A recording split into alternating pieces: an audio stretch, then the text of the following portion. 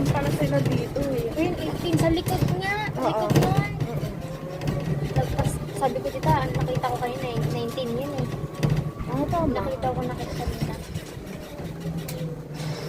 Medyo Yan. Ikot na tayo ulit.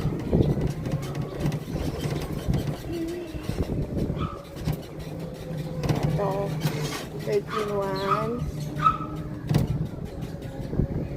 Times 3.